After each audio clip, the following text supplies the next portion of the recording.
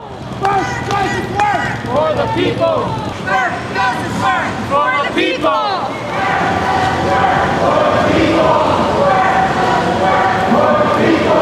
First doesn't work for the people. First doesn't work for the people. First doesn't work for the people. Thank you. Thank you. First doesn't work For the people. First doesn't work. For the people. That's good. Looking for another contractor?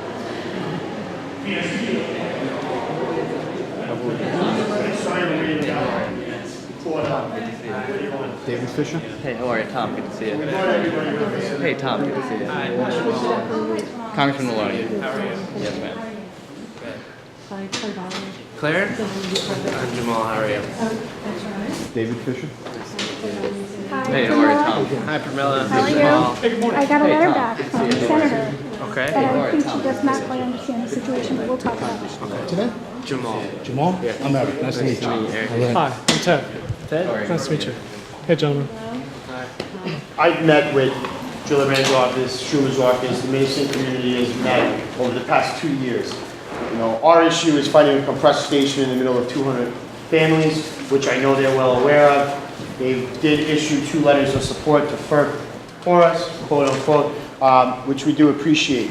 But it took 85 people walking into Schumer's office to get that letter. And personally, to me, that's unacceptable, that we need to do a little bit more together where the public is going to have to start to be a little bit more engaged with, for example, we're from New York State, we need to be a little bit more engaged with Schumer and Gillibrand's office. The issues that we're having with FERC is we decided that this action under our umbrella, WeThePeopleMatter.org, is a collaboration of different communities across New York State, Pennsylvania, Maryland, that are affected by FERC's decisions.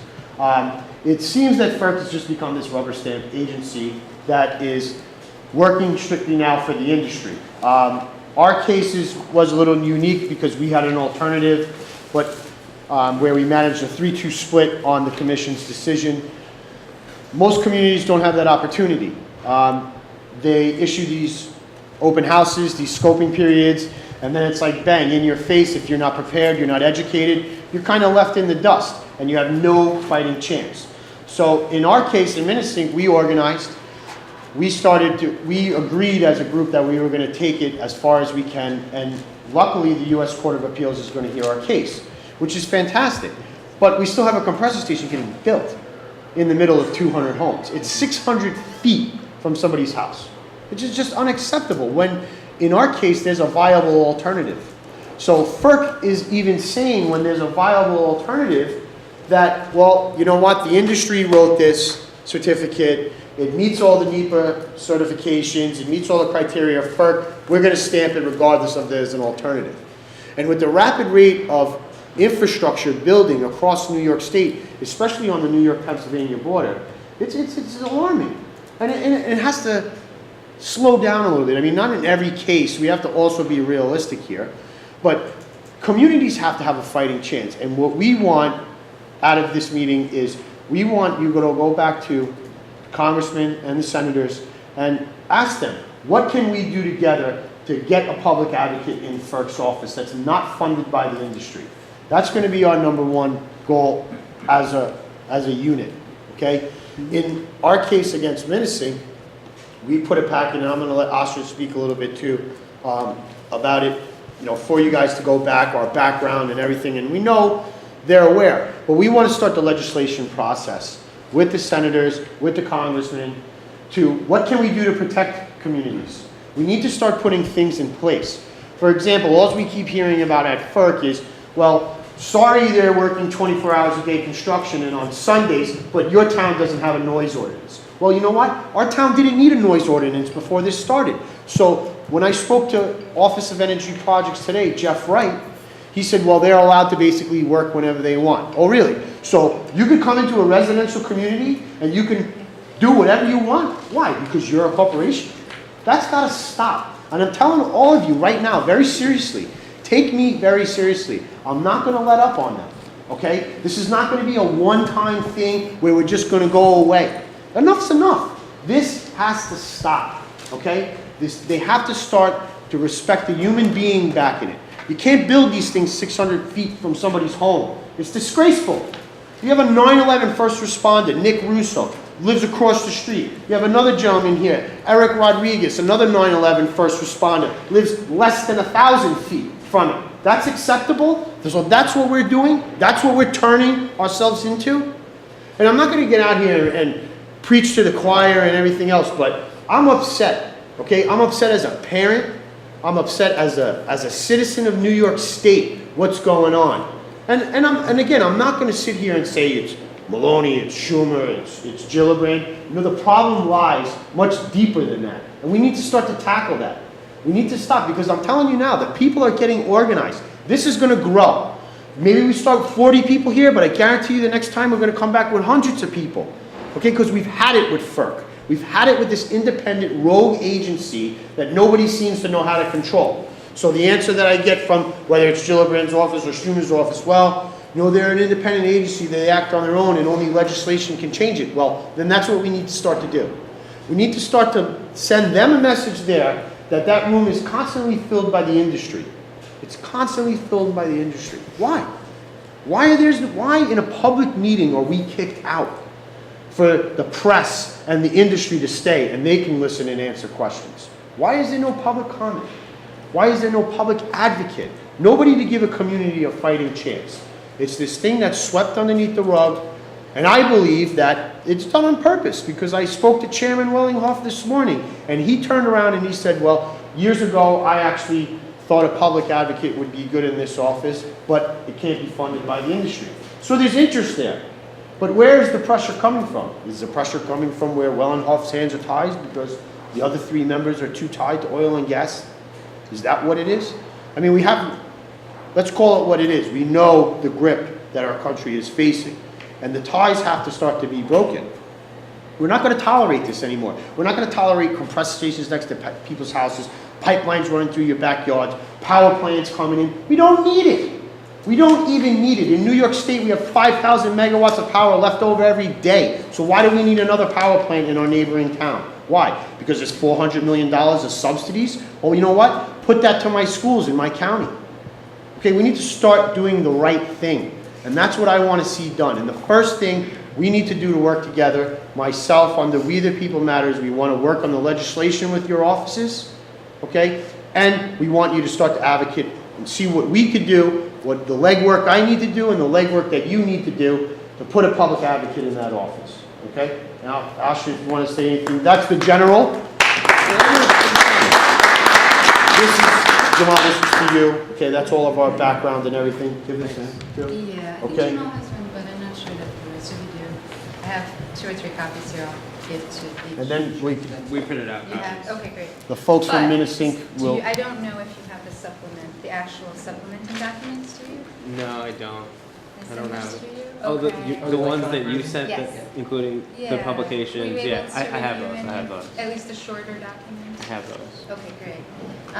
Yeah, so I had mentioned to you before, there's about 1,000 documents on our docket. So this, even though it may seem a little long, is actually a drop in the bucket compared to what we've been dealing with. We've had to have, as a community, just a crash course in the technicalities of natural gas delivery, the science of natural gas delivery, the legislation of, all of these agencies working. We basically, our lives have been changed. This is the fight of our lives. We've been doing this for 2 years. Other communities have been doing it for a lot longer. We're in this because we have no choice. If this thing goes through, personally for me, I'm a farmer, my farm is done. The pollution and the emissions that this would release would make my farm impossible, and that's obviously how I support my family. So this is destroying communities. It's pitting farmers in our town against union workers by promising union workers jobs. Now what happened in our case is that they actually, on the day of construction, the first day of construction, when the workers rolled in, even though they had promised this incredible economic boost to our town, to Orange County, and to Minisync, the trucks that rolled in were from Texas, Nevada, Arkansas, Nebraska, Florida. There was only one from New York. One. So we actually have union people who are being lied to, who are fighting with us at town hall meetings because they're vulnerable economically. Everyone needs a job. This is not doing anything good for our economy. It is actually ruining the agricultural sector that is existing already. Agriculture in Orange County makes up over 60% of the entire economy. So if we are starting to put this at risk by, destroying our air quality, destroying our water quality, destroying the quality of our soils, who the hell wants to live there then? Who? And the the New York State Department of Agriculture submitted a letter to FERC on Minising's behalf against the project, against taking away the 73 acres of farmland. And, that was an important step. I mean, the area is made up of farms. It's in the heart of the New York City food shed. It's one of the most famous and well-known. The Black Dirt region is the premier area where food is grown for New York City and the whole, the tri-state area. This is one of the major agricultural, centers that we have. And it's valuable, and it's especially valuable because these big mechanized farms where, huge amounts of things are grown, that's one market. But when you're talking about fresh food, farm-to-table food, that's a very real industry, that's a very real economy, that's not going anywhere. Food is not going out of style anytime soon. So what we're actually risking is one of our strongest economic holds that we could have. This has been supporting us for hundreds of years in this beautiful valley. It's gorgeous. So we can talk about a compressor station to you guys, but it's really, we can describe what it looks like, but it just, nothing can do justice to actually seeing what this monstrosity looks like. It's gigantic. It makes horrible noise all day. They've been jackhammering through layers of rock for months now, months and months. Saturday, Sunday, all through the week, starting at 6:30, 6 in the morning, going until 7. And say they can't do this on the weekends. Well, it's too late for that. There's just no, everything is overruled by this federal agency. And let's really look at this. What they approve, over 90% of all projects get approved. What a waste of time. What are we even going to FERC for? Why don't we just go directly to court? Why is everyone's tax dollars being completely thrown out the window? The court's time is wasted.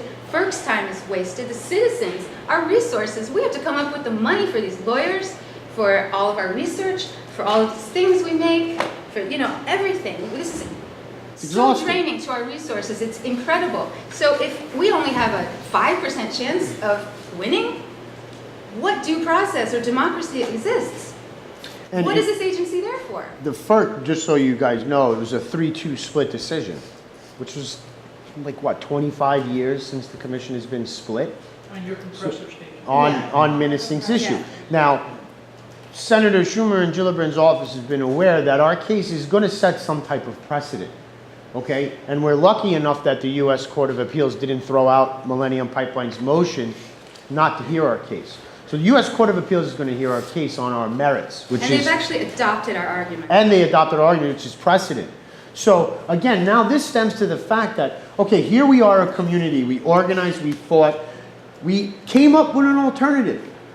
FERC still said no, we're in the U.S. Court of Appeals. Meanwhile, they're building this on this site that 2 of the commissioners don't agree with. So now we win. We win in the U.S. Court of Appeals. FERC says that they will have the authority to make Millennium Pipeline take it down. Let's be realistic. Company's going to come in and spend $55 million and no problem, we're going to take it down. So this is the argument that we have. So if we didn't educate ourselves, we wouldn't have gotten as far as we did. And that's why this public advocate should be there to educate the community, give them a fair chance. In every instance, you can't slow every project down. But we need to start to take a look at this in New York State to slow these things down and look at them, look what we're doing. Because look, it's a race, okay? It's become a sick, twisted race. It's industry versus who's paying attention. And they're gonna jam it right in as fast as they can, and if no one challenges them, they got it, they win. And this game has become where it's gonna destroy economies, it's going to destroy property values, it's going to make people sick. Whatever, we can go into a million different arguments. But the fact of due process is that, what does this agency do? If they're just sitting there rubber stamping these projects, and then the public has to play catch up. So it's like we're in a race and we're always running behind them. So We did everything right that we possibly could have done. We played by all of their rules. We actually at the beginning had faith that, well, if we really do this really by the books and we make our argument, and they say that our alternative would work. Millennium says it's viable, it would serve their shipping needs. FERC says it's viable, it would serve their shipping needs. And yet, because it's not literally in front of them, placed there by the oil and gas industry, they don't have to approve it because it's not proposed by the industry. So, okay, we play by the book. Sorry. Yeah. Are you talking about the Wagner? the Wagner alternative. Now, the real reason of why they wanted the Minnesink site, and this is something that Congressman needs to know, is in their neighboring town, Wawayanda, which is 6 miles away, Competitive Power Ventures, CPV, they want to put a 650 megawatt natural gas powered firing station in the town. So the Minnesink compressor station will feed that. They'll build a 6 mile lateral and feed that. So now we also have on Pennsylvania, we're like 4 miles from the Pennsylvania border on Milford, right off the Delaware. Now you have the Tennessee pipeline, which is coming over High Point State Park through the Appalachian Trail. That town, Tennessee Pipe also has a pipeline that runs right in Minnesink. So they're going to connect now into Minnesink again. So it was all part of a plan. That's why they wanted Which it is there. completely illegal. This is illegal It's segmentation. And the company has it documented in their own internal documents. We discovered their own internal documents that represent a phase 1, phase 2, and phase 3 PowerPoint. expansion plan. So they've already, they've already planned this out for the next 10 years. And our viable alternative is actually a component of their phase 3 plan. And that's the irony, is that first they want to get that greenfield site, they want to get the property and transform it into a brownfield site, and then they're going to expand it, and then they're going to go and build our alternative. Build our Yeah, they're going to, they are, see, the thing is what we've learned, and, just through basic research, where members of our community just went on Google, searched, oh, we found this, what's a compressor station in Deer Park? Millennium Pipeline in Columbia operated a temporary compressor station on the Wagner alternative site for I think about 2 years when there was a pipeline explosion in Milford, Pennsylvania. It was temporary, they owned the property, it was already a brownfield site. They deconstructed the compressor station about 6 months before they pulled the permit for the Minnesink one. Then that's when all these things, that's how we found it. So we had some people, we walked up there, we saw, members of our community hiked in, we saw it, and that's where the Wagner alternative came out of.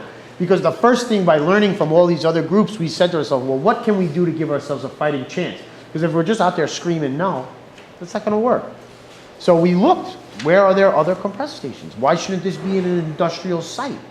So it's not like we were unrealistic. But we've come to the point now where we are starting to understand that this agency here is just basically stamping. And if there's nobody, so in other words, we have to have a congressional legislation change to do anything there. So nobody can tell them. So the senators' letters become like, they become whatever. Maybe they'll make us happy because they paid attention to us. But in the end, we now need to take this a step further so that companies can't come in, plan what they want to do, okay? Then the DEC of New York State will say, yep, no problem, meets our guidelines. EPA says, yep, no problem, meets our guidelines. But then put 5 of them together. If we put 3 we have 1 compressor station, the Minnesink now going up. There's 2 more slated, one by Iroquois and another one by a second one from Millennium. which would be for Millennium, which I believe is when the Tennessee pipeline comes over the hill, that will be for them. And then we have the power plant. So put all this into the heart of the New York City food shed. My neighbor who lives a mile down the road from me, he grows organic produce. He sells it all on 14th Street in Union Square. I mean, this is where they're putting this stuff. And I'm not saying, I personally don't think it belongs anywhere. I think it should just stop. They should be investing the money, and Congress should have put it into solar and wind. But that's another argument. Okay, that's just my belief. But as people, what are we doing?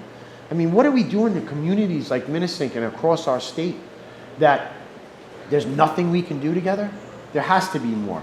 And that's what I want to see out of your offices, all of them. I want to see more. I need to see it. Because I'm not going to come down here, you know, for the next 10 years. And then I'm going to wait. Like, we need to do something now to protect us. Okay, this is happening at too fast of a pace. It's too rapid. We have FERC dealing, the issue with FERC that needs to be addressed with having some type of public advocate there, and the legislation pieces put together for us. So communities like ours, again, the industry is watching Minnesink. All the big environmental groups are watching this because everyone's waiting. If we lose, that means nobody has a shot. Nobody across the nation. That's what's at stake here. It's not just about this, obviously, our community is affected, but the Minnesink issue has become so much bigger than just us that if we lose in the U.S. Court of Appeals, then we probably think it'll go all the way to the Supreme Court. Our attorney thinks that as well. If we lose, so that means nobody in the nation, if they want to put it next to your house, your school, your hospital, they could just do it?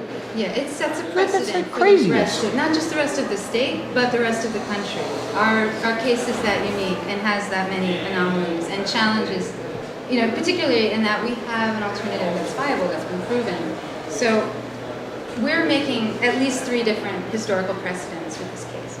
If we win, this will be an amazing thing for communities' rights.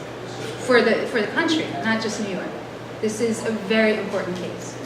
Because it's incredibly complicated, legally, technically, it's been hard for us to get this message across. And hard for us to get the information that we actually need to prove our point, because it's all industry-guarded information.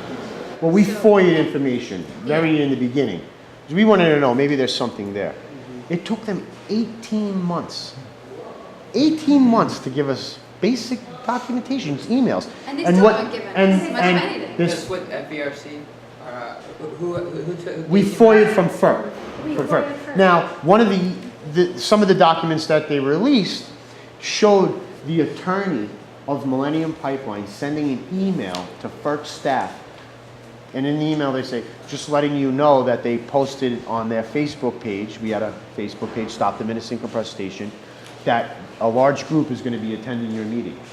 So right there, you see the coziness. So that means an industry attorney is sending an email to a federal regulatory body, letting them know the public is coming. That's a problem. That's a big problem. And look, we'll speak about this one agency. It's become a bigger problem in Washington in general. Okay, that the secret is out. But this coziness of industry and regulators, for me, for our issue, I'm going to fight to the end to change it. And I'm not going away. And we're very clear about that. And I know the senators know that. And I know FERC knows that. They saw us there today. And one of the security guard jokes with me. It's not a joke anymore, though. We can't have this coziness. What are we doing then? Why do we even have this agency then? Let the industry build whatever they want. Why are you wasting money? Let's just go right to court. Let's skip first. Skip the whole thing. That's the only Let's way just go to anyone court. wins. That's But- the only way. So anyone what now, wins. the other 5,000 documents, what's there? There's something there. Otherwise, because our due process was violated right there with not getting those documents. Look, we understand the red documents, whether it's sensitive stuff, you may not be able to get some of that. But general emails and correspondence going back and forth, we should have. I mean, they classified the cultural resources Yes. as critical energy infrastructure. How is that? But again, these are real issues, and we need to start to address them somehow. And again, I know all your offices are busy with numerous issues, but this one thing in Minnesink that has happened here, that has spiraled into bringing all these different communities together from Pennsylvania, Maryland, upstate New York, Jersey, that we're organizing now amongst ourselves. And we have, they're from Myersville, Maryland. So they're on our side, and we're on their side. They beat a compressor station, okay? And we're gonna learn from each other in this fight, and we're gonna figure out how we do this so that you guys listen. You have to start to listen to us, okay? Because, Can I? yeah, go ahead, Ted. So, thank you, gentlemen, for your time. And Ann and I are both from Maryland. And what I would propose is all of the senators in these affected states of New York, Ohio, Pennsylvania, West Virginia, Maryland, and Virginia should really group together as we are and look at FERC. The problem really is the FERC process is a failure. And the only way to really make a change is to have what the legislative body and its role of oversight. That is the only way. 90% of all of those projects that go to FERC get approved. And the process is seriously flawed. Really, truly flawed. In delays of Freedom of Information Act, restriction of CEII information, the scoping process is a complete farce. That is a game. Today's meeting at FERC is a game. And there is the only organization that can fix it is the Senate.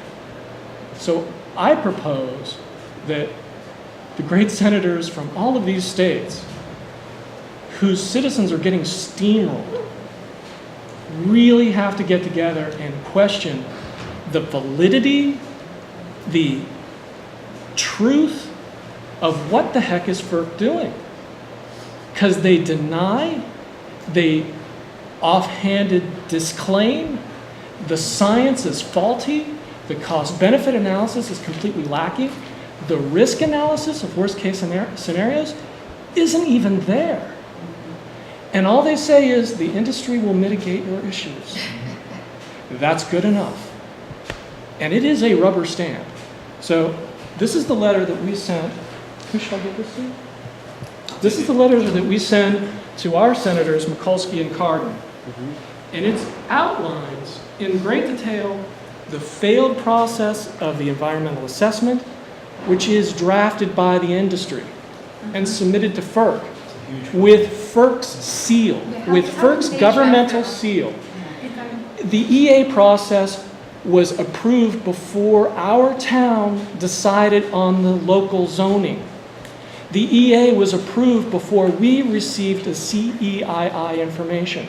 The same things that are going on in Maryland are the exact same things going on in New York and Pennsylvania and West Virginia and Ohio.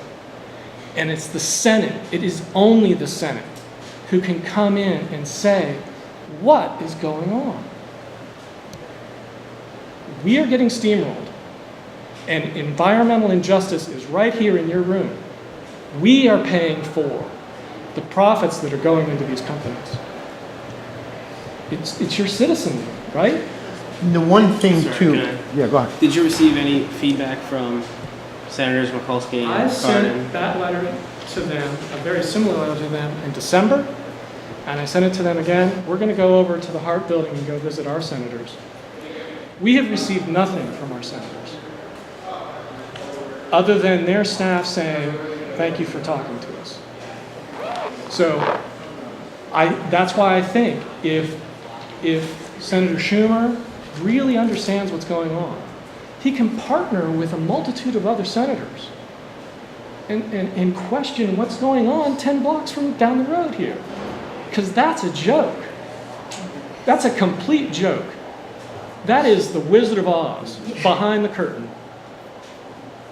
Yeah, and Thank you. just the way that we saw the mortgage and lending industry do what it did, and just the same way that we saw Wall Street do what it did and was unregulated and caused incredible amounts of damage to our country. The same kind of thing is happening right now with the oil and gas industry. They are pushing as much infrastructure as they possibly can right now because most of them know this bubble is bound to burst at some point. So they're investing and they're building as much as they can and they're selling it because they want to get in and get out. Just like people did at the end of the housing market bubble burst. Just like happened with Wall Street. If we haven't learned by now as a country that an easy fix is not always a good fix, I mean, when are we going to learn? Why are we just blanketedly trusting these companies to do whatever the hell they want at the expense of citizens? If this already has happened to us 3 times in the last 10 years, we've already been, screwed by the oil, by these other agents, by these other companies, mega corporations. This is already, I mean, how many times do we have to really, point to the same freaking problem? This is what's happening in the oil and gas industry too. Winston Churchill said, barring all other possibilities, America always does the right thing. We're in that spot right now. With the gas companies, the gas price is extremely low. They're hawking it to everybody. This lady this morning said to me that they're trying to change nuclear plants into gas burning plants.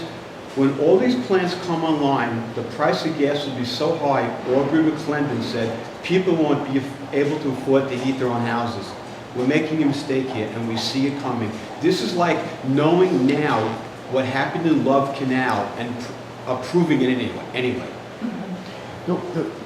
The thing that I think we need to start to convey, and you can go back, is let the senators know that these states are organizing. We're organizing together, and we're on a grassroots people level, and we expect the same back from them. Now, take Senator Schumer's. Maybe he can start a little grassroots with the senator from West Virginia. And believe me, I know the relationships and what some of the offices might face of going to talk. But if they all know that all their citizens are starting to band together on maybe this one issue, and then I have my friend who I know is in Washington, John Field. He's fed up too. So take him. Then maybe we take another group. Maybe it's the union workers that are here this week. Put them all together. It's not going to be that far along where all of us start to come together. It's going to happen. The line is starting to get crossed in this country with regular citizens.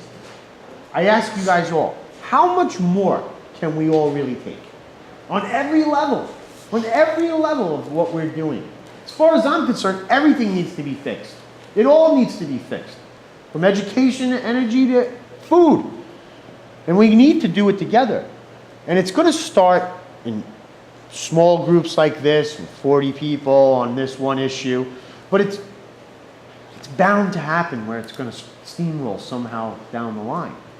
And one of the things, not to lose focus on I think we've taken up our time and moved to the next group, but one of the things that we want to do, and I'll reiterate it, is we need to work together to figure out what we need to do to put the public advocate, the public seat in FERC.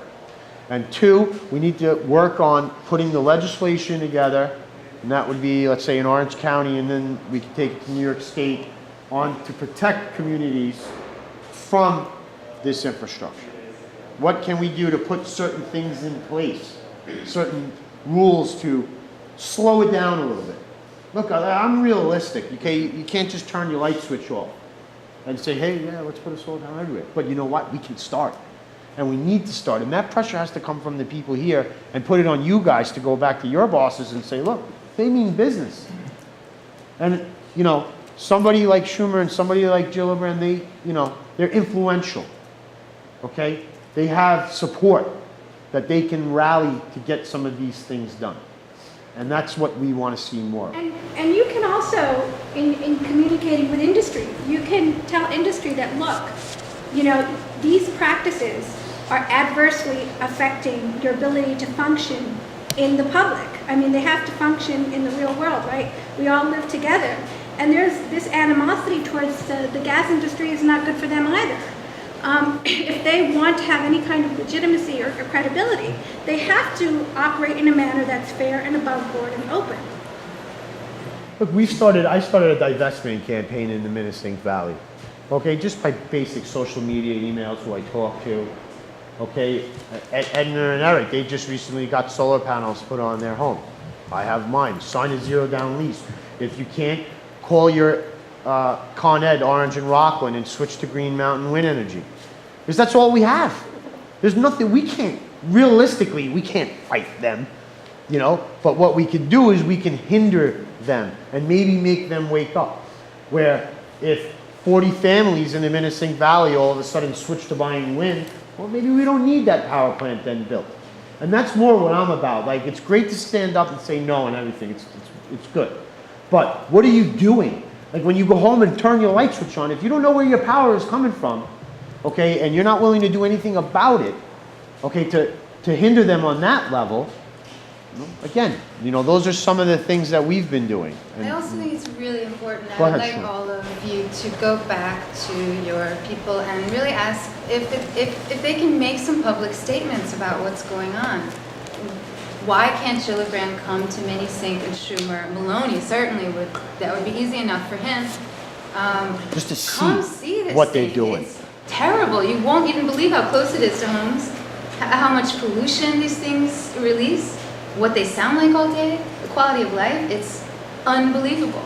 You come to this beautiful farm town and see this horrible, horrible thing. It's the biggest They structure need to in the see valley. this. They can't just be behind this without actually going to these communities that live up against this infrastructure, seeing the people that are getting sick, seeing how it's affecting farms and farm animals. You can't just abstractly talk about these things without seeing what is happening. People's water, well water getting destroyed. Everyone in Minnesink has well water.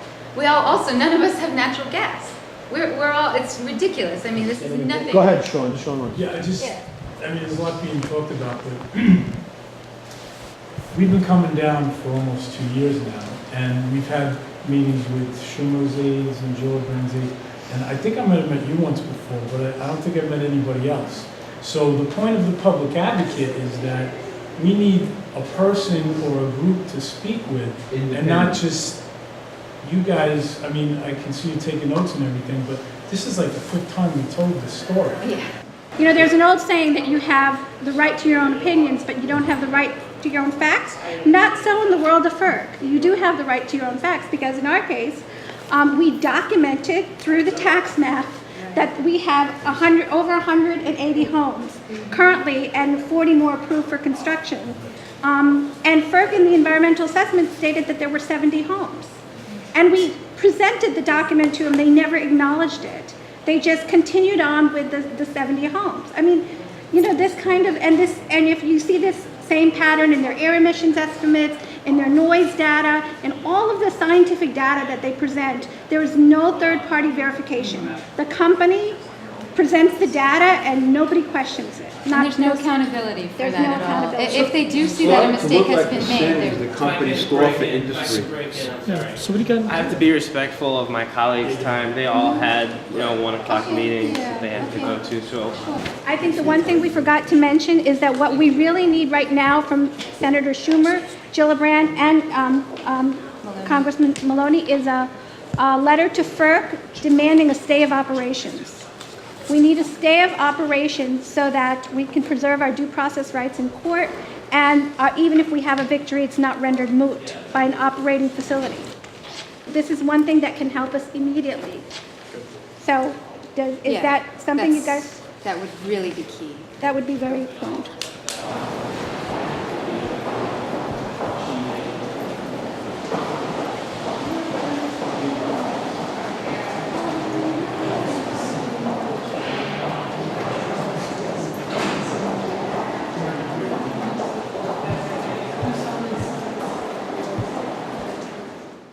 But primarily, it actually says in the EIS, these would not meet the requirements of the applicant, which is the builders, Spectra Pipeline, Williams, Transco. So they are actually saying, unless this meets the need of this industry, your alternatives as citizens don't count. That is actually what it says in the EIS. So that's the main issue with FERC. That in the city, we actually have less say than these people do in the country where they're landowners, because we are in a public situation. So the city and Con Ed and utilities are determining what is going to happen in our city, and we literally do not have the right to say, not in our community. We don't have the right to say, we don't want to operate on gas, we want the city to run on renewables. We actually don't have that right to determine our energy future. And that's something that we really want to ask for. We want the right as a community and as smaller communities, boroughs, block associations, community boards, to determine what happens in our own neighborhoods. You know, the other thing that is a huge problem is that no one is notified of these projects. When a pipeline comes into your neighborhood in the country, because you're a landowner and they have to survey, you actually are notified.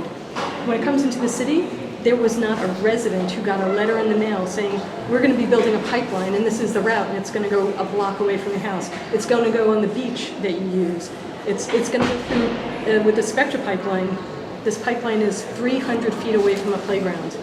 It enters the city and joins Is it a city playground? It's a city-owned playground. It's on the next pier. Was the city notified? The city asked for the pipeline. So Bloomberg and Con Edison, the utility, are the clients of this pipeline.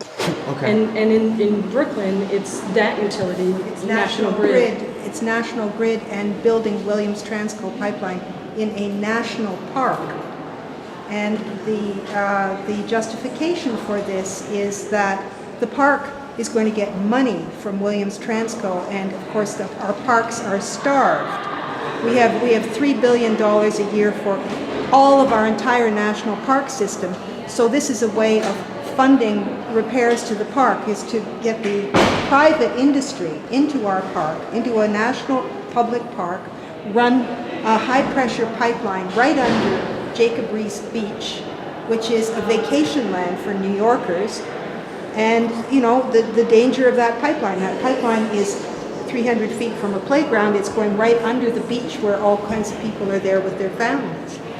It's going right by the community gardens, the Floyd Bennett Community Gardens. It's like one of the largest community gardens in New York State with over 400 people. And they're putting the metering and regulating station in historic airplane hangars. And what they're doing is they're going to touch up the outsides of the hangars. And so instead of renovating them into something where people could visit this as a historic site, they're renovating it for the use of private industry, privatizing it. And it's going within 2 miles of the Jamaica Bay Wildlife Refuge, which is a wetlands. And we are losing wetlands at an absolutely astounding rate in this country. You get a pipeline in there that leaks, those wetlands are gone. There are several endangered species that use that wetlands. We've got some Atlantic turtles, we've got the piping plover, a bunch of names of species that are on the endangered list that are going to be right by this pipeline. We don't need this gas. We do not need this gas. This gas is coming in to make a profit for the gas industry. We will not benefit. Our health will suffer. The health of the people in upstate New York or Pennsylvania will suffer because of the fracking. We're getting radon with this gas. And nobody is paying... the radon issue? Yes, I'm aware. I'm actually from upstate New York, where it's prevalent. We're talking about radon that would be coming into New York City kitchens, okay?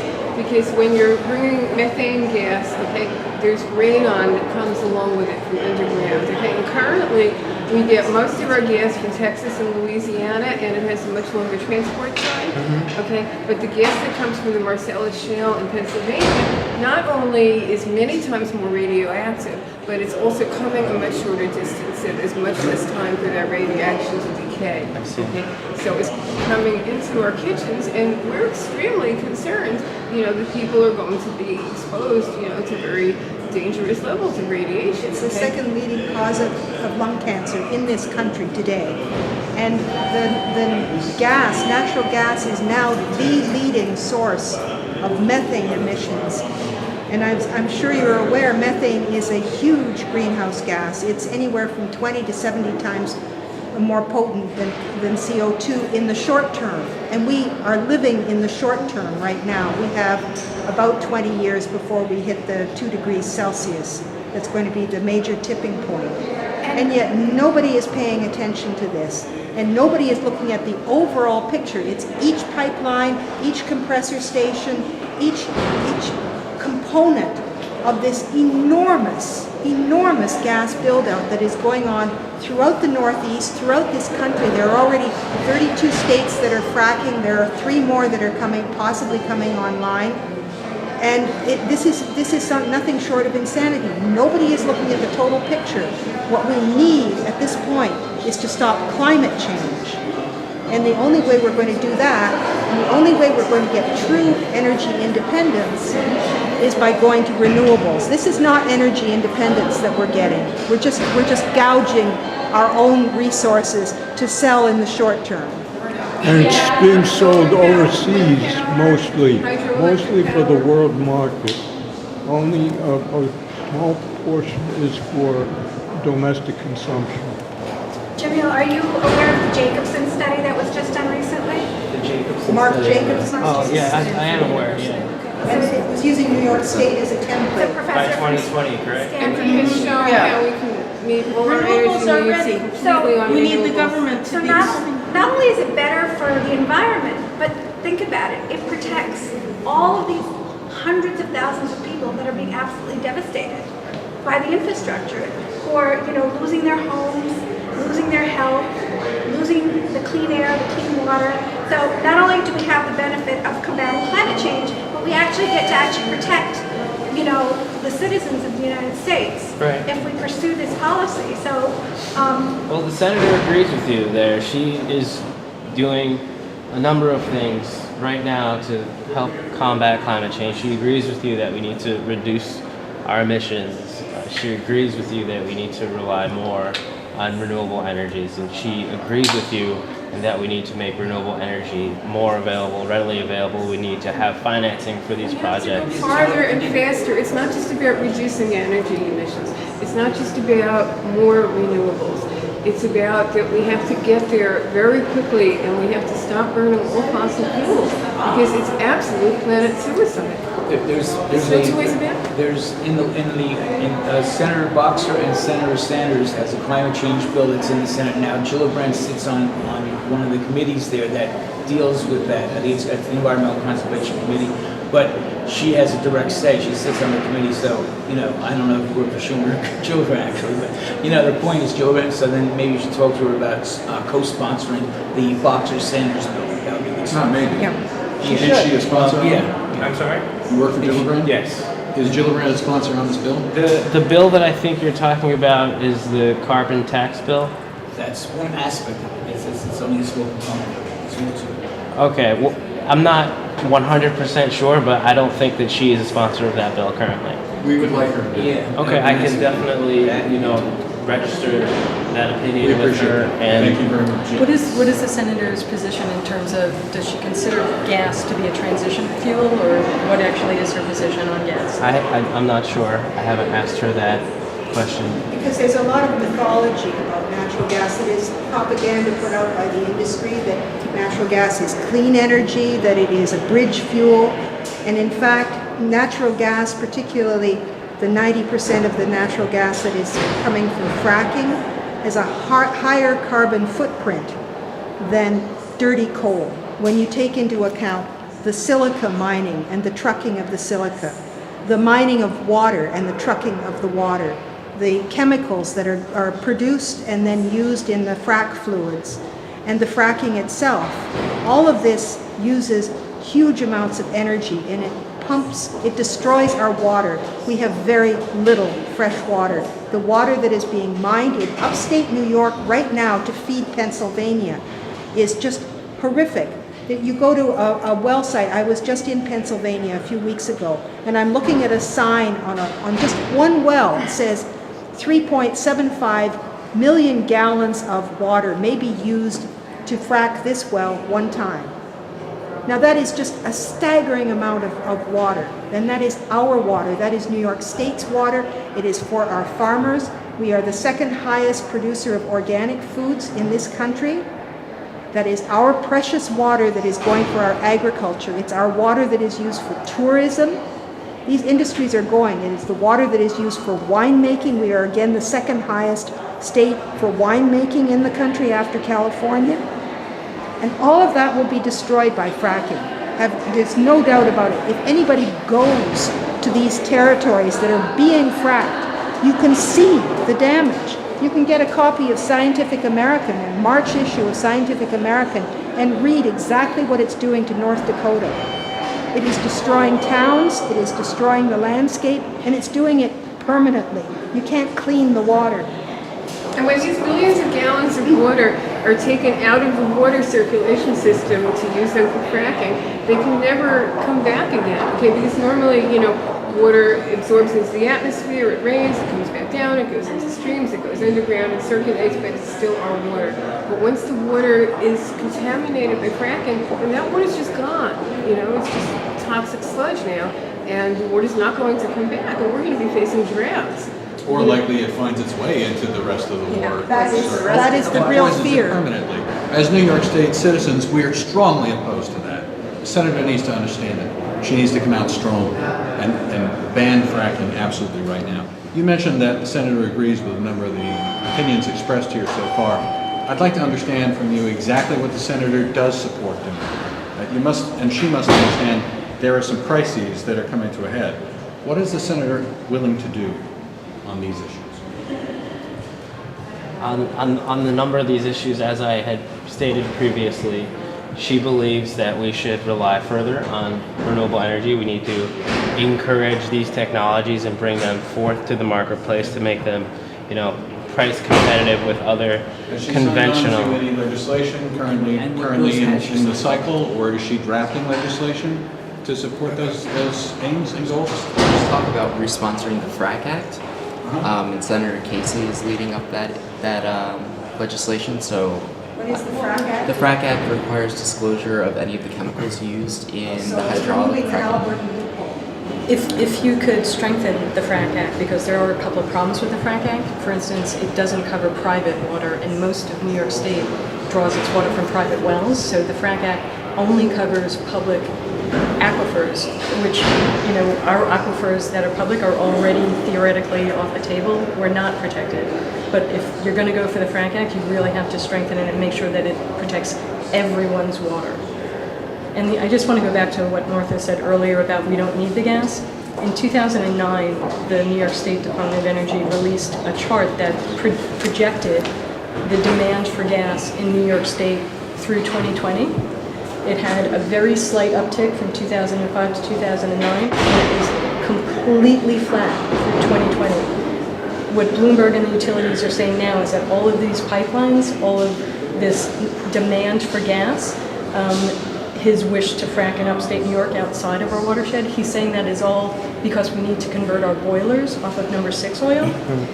Only 1% of New York's buildings had ever burned number 6 oil. Only 1% of buildings are required by law to stop burning it, and they're not required to convert to gas. What Bloomberg is trying to do is convert 50% of the buildings to gas. So it's unnecessary. This is an artificially created demand. We don't need to convert those buildings to gas. There are alternatives like biodiesel, solar thermal, biodiesel blends, and in fact, number 2 oil actually creates less particulate matter, which is what causes asthma, which is theoretically what they're saying. The whole reason why they're converting them to gas is because of 120 annual asthma deaths.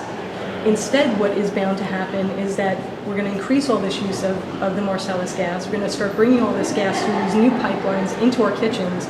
We're going to end up giving the entire city lung cancer, supposedly to save 120 asthma deaths. So it does seem like a false premise. And the lung cancer numbers are like 30,000 a year. Right. So compare that to the 120 asthma deaths. I mean, I have asthma. I Then would the prefer numbers not to don't breathe work. particulate matter. So I'm all for clearing up the air. Right. But we're heading This is in the not the wrong only way to solution. do it. It's the wrong solution. So I think a lot of scientists now are beginning to come to the conclusion that fracking is worse, that fracked gas is worse than any other fossil fuel that we have. It's worse than nuclear energy. All right, I mean extreme, they're about equivalent. A federal court in California, the Sierra Club case, just ruled and recognized that gas from fracking is not the same as conventional gas and carries a huge number of contaminants and risk that conventional gas does not carry. And that's why the issue of fracking and the infrastructure are really one issue. The poisons travel with the gas from the point of extraction through those pipelines, through the compressor stations, into the air, right into people's homes. All those poisons travel with the gas. The radioactive particles travel with the gas. The undisclosed chemicals travel with the gas. The formaldehyde, which never leaves, never separates from gas until it gets burned, which causes my daughter's nosebleeds right now. Every time there's a blowdown of anything, that travels with the gas. And there's nobody monitoring it, nobody accounting for it. There's no data anywhere. I mean, I just went to a seminar with Ian Urbina. I don't know if you've ever read the Drilling Down series. He did it in the New York Times. He's an investigative reporter. We'll send you the link. He's an investigative reporter that did a series of articles on fracking in Pennsylvania called the Drilling Down series. And he described how difficult it was to get any kind of data, actual data on, test wells and, water sites and things like that. The industry has them, but they keep them confidential, and no state or regulatory agency keeps track of it. So there's really nobody guarding the chicken house or something like that. The foxes are guarding the chicken house. I mean, this is in our best interest, why everybody gets so secretive. The next problem, if our use of natural gas goes down, the gas companies will use the excuse, well, we have to make money, we have the facilities, we're going to have to export it, or all the pipelines that we put in here are a waste of our money. We're going to lose money for our shareholders, so they're going to be continued drilling, continue to put our health at risk, and then just export it, and we get no benefit at all. This is a subsidy that we pay, but we pay it with our health. We give this industry a subsidy. We pay it with our taxes too. And our taxes. We need energy policy that is not driven by profit. And currently, our energy policy is entirely driven by profit. And it's focused on the private market. We need to change that. We need an energy policy that is focused on people's needs. And right now, the greatest need that we people have and that the planet has is the need for renewable energy. We could take all the money that is being used to subsidize the big energy right now, which is an enormous amount of money if you include also the military budget, because the military is essentially subsidizing big energy. If we took all of those subsidies away from big energy and used that $1 trillion over the next 10 years to build renewable energy, we could go 100% renewable, not just in New York State, Well, I'm happy but you in the brought. whole country. And we would like to see our Senator Gillibrand take the lead on this. Well, she actually, I'm glad you mentioned it. She has co-sponsored legislation that would close all of these sort of tax loopholes that provide billions of dollars each year to these, oil companies. She is a co-sponsor of that legislation. What Currently, legislation is that? it's the close the big oil loophole. I'm not sure if that's the exact verbiage, but what it does is close all the tax loopholes to the 5 largest oil companies, representing tens of billions of dollars each year. And what does it do with the money we're saving? Where does that money go? I think that's critical. I just don't want to lose focus. I think that's extremely important. We're grateful that Gillibrand supports that. We want to know where that money goes. Forgive It my- either come back to our pockets, or better yet, I just don't it needs know. to go to renewable energy, so we get out of this ugly cycle where you and I and everybody are in the pockets of people who don't care about us. It's got to stop. We need Gillibrand and you. We need everybody's help to do it. Thank you. Thank you. Something that has to be recognized about regulation. And so many people talk about regulating the natural gas or fracking. They talk about strict regulation, and that should take care of all problems. The states don't have the resources to pay for the people who inspect those wells, who monitor those wells, and that's a basic problem with all enforcement, not just natural gas, but every other kind of enforcement. It's lax because the resources are not there. This morning at the FERC meeting, the commissioners thanked industry for their help in this. I mean, that just seems like they're doing government's work. Well, they are. In fact, they said. We know that, but they came out and said it. Yes, in fact, they said, you know, we're grateful for private industry taking the lead on monitoring for cyber terrorism. Now, this should not be coming from industry. We know that the industry can't monitor its own pipelines, and that's how we got the spill at Kalamazoo going on for hours. They can't clean up the mess that they've created in Arkansas. They can't deal with the pipeline explosions that are taking place, like the one in San Bruno. You know. Or Sissonville very recently. Yeah. There's, what happened, like FERC basically signs off on the pipelines being built, but they don't oversee the pipelines once they're in place, and that goes to PHMSA. So there's 2.5 million miles of pipelines. They have 88 inspectors. So basically what they do is review industry-supplied reports. The auditors can go out into the field maybe once a month to actually inspect the pipelines. There's only 7% of pipelines that get inspected at all, and they're only required to be inspected once every 7 years. So that's a very small amount of pipelines actually getting looked at. So we can't rely on, FERC is basically based on we meet the regulations. The regulations are written by industry. They're completely inadequate, and they're not doing anything to move us forward. The other piece of legislation that would be helpful on the federal level is what we're already doing on the state and the city level in New York. State Senator Linda Rosenthal is sponsoring a bill that would require the utilities to monitor and mitigate radon levels in gas supplied to consumers. And Gail Brewer and the City Council is passing a resolution in support of that state bill. This really should be happening on a national level too. We can definitely take a look. So, Jamil, are you going to follow up with us on some of the things that we talked about? Sure. Well, I'm in touch with Asha and Thomas of your group. So they have my contact information. We've been in constant contact. I think you should also be in touch with Claire. We'd like to give you our own contact. Please. We have the materials that we've given you, and that has our information for Coalition Against the Rockaway Pipeline. Wonderful. And Claire is from State Energy Project, and so you can contact us there. Okay. Okay, so we hope we can keep the dialogue going. Definitely. Because there's a lot that needs to be done. I'm sorry, your colleague here, I don't know. Oh, Norm. Norm, are you also in? I'm with Jill, right? I'm a legislator. Okay, could we get your card? So, a lot of the problem is that Schumer is extremely influential. And we would like to see Senator Gillibrand be much more independent of Senator Schumer. She certainly is. We would like her to continue on this cluster of issues. Yes, on this cluster of issues. There are other issues where she's not so independent, but that's not for this conversation. All right. Well, and thank there you. are other issues we're lining up with Schumer is fine with us. Okay.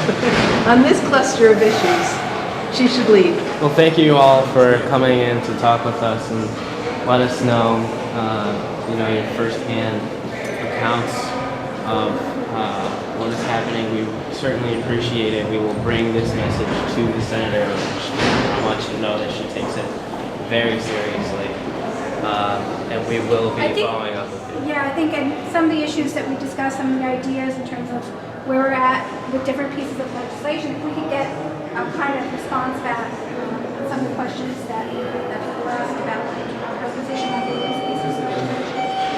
So we're currently already in the works. In particular, strengthening greatly the FRAC Act. We almost want to know how we're being forced. I want to know that it's going to stop.